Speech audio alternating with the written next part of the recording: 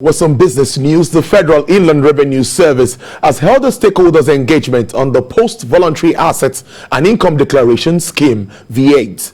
It is an effort aimed at further bridging the company's tax compliance gap through catching up with those who failed to take advantage of the tax amnesty the scheme offered when it was active. Lara Folayo reports. The Voluntary Asset and Income Declaration Scheme, Vaids, was launched to make individuals and companies yet to declare assets and taxes come forward without prosecution. It was a window of opportunity and a tax amnesty that allowed concerned parties to honestly own up to what they earn and voluntarily pay up on tax arrears. This virtual stakeholders engagement on the scheme now deliberates on how the scheme can be utilized towards getting those who failed to comply with provisions of the scheme be made to do so. We want to bridge the gap between the over 68 million Nigerians in active business and less than 20 million that are currently paying taxes. So this is just what we intend to do. The service hopes to work with relevant stakeholders in ensuring compliance, a move targeted at blocking leakages in the tax system and growing the country's tax to GDP ratio. The next steps we are going to take, and based on your own suggestions, will border on enforcement action on those who did not take advantage of the Vaids amnesty. Other speakers at the meeting also shared thoughts on how the Vaids-related tax generation plans can be a resounding success. It's good that we're having this conversation now to do post-implementation assessments, but more importantly, it will be important for us to agree on the next action plan that we want to have to translate this to be able to accomplish the objectives that Vaids was set out to achieve in the first place. 100% of people that did not declare, nothing happened to them.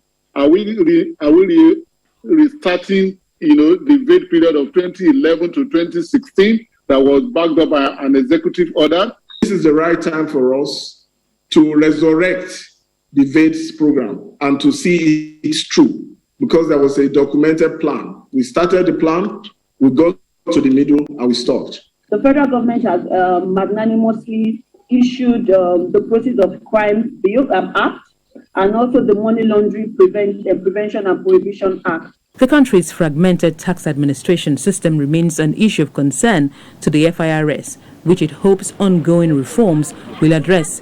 It as well expects its blockchain technology initiative, being jointly funded with states, amongst others, would help boost taxation in the country.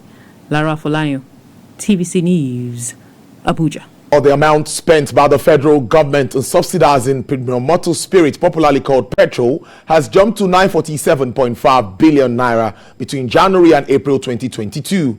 Well, that's according to the report of the Nigerian National Petroleum Company Limited. The NNPC in its report disclosed that it will deduct an estimated value shortfall of 874.5 billion naira in May 2022. The report also shows that January, February, March, and April of this year, the oil firm incurred 210.38 billion naira, 219.78 billion naira, and 245.7 billion naira and 271.58 billion naira respectively as PMS value shortfall, while the total during the 4-month period was pegged at 947.51 billion naira. Meanwhile, operators in the oil and gas sector, as well as other stakeholders, have expressed discomfort with the continued rise in the amount spent in subsidizing petrol in the country. The NNPC has been the sole importer of petrol into the country for several years running, and the firms has also been subsidizing the commodity all these years. The Manufacturers Association of Nigeria has expressed displeasure over its members' inability to access the Central Bank of Nigeria's 5-year lending rate under its intervention scheme for manufacturing and other critical sectors. Chairman of the Electrical Electronic Sector Group of MAN, Mrs. Ijoma Odunoye, explains that the loans have structured frameworks problems and are almost never assessed in the bank at 5%. She adds that banks are more open to give manufacturers loans at their official market rates. According to her, designated commercial banks in the country have reverted to the 9% interest rate as against the 5% interest approved by the Apex Bank. It will be recalled that the CBN agreed to leave interest rates at 5% per annum for critical sectors and manufacturing industries until March 2023. following its resolution of the Monetary Policy Committee to increase the benchmark interest rate to 13% from 11.5% at its last meeting. While Asian stocks fell, U.S. bond yields edged up and a surging dollar pushed to a two-decade high against the yuan today, as investors worried about the impact of rate rises ahead of a European Central Bank meeting later in the day. Asian cautious tone looked likely to persist into European markets, where stock futures pointed to a lower open across the board.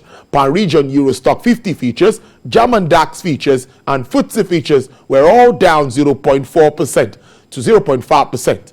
MSCI's broadest index of Asian Pacific shares outside of Japan was down 0.65% in afternoon trade, with Australian share down 1.22% and Swell Kospi 0.49% lower.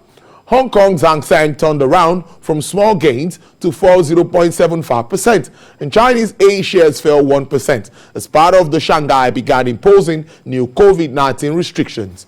Hopes for easing curbs contributed to a recovery in Chinese shares in recent weeks, and the relaxations gave a boost to the country's exports in May.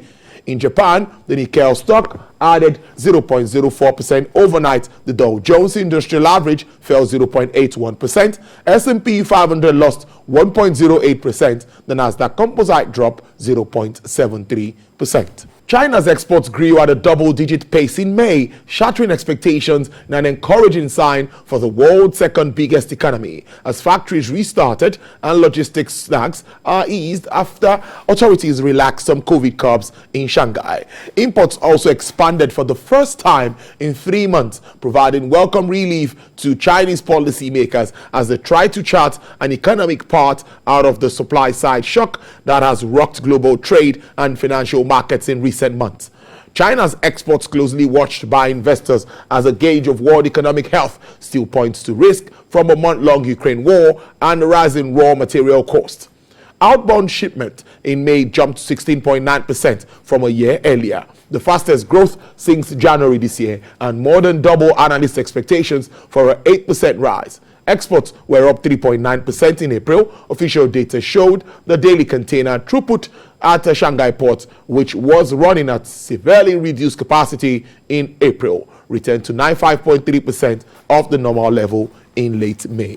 Now, after long being deeply discounted for years because of lack of pipelines, Canadian heavy crude is finally trading like a North American grade, moving in tandem with U.S. sour crudes sold on the Gulf Coast of Enbridge Incorporated expanded its Line 3 pipeline late last year. Unfortunately for Canadian producers, the Gulf is awash in sour crude thanks to Washington's largest ever release from the strategic petroleum reserves that will amount to 180 million barrels over a 6-month period, in an attempt to tame high fuel prices after Russia's invasion of Ukraine.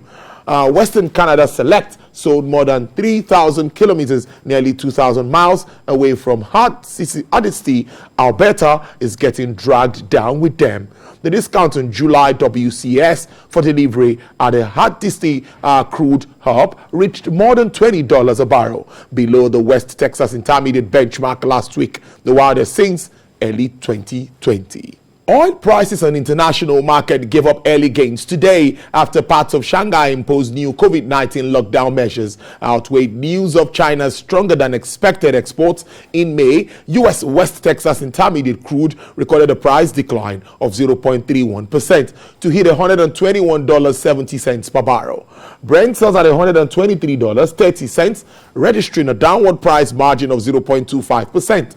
Bonnie Light's performance is still sustaining its greenish outlook with a price surge of 1.63%, selling at $128.40 per barrel. For the OPEC basket, crude oil dealers offer $120.20, recording an uptick of 0.26%.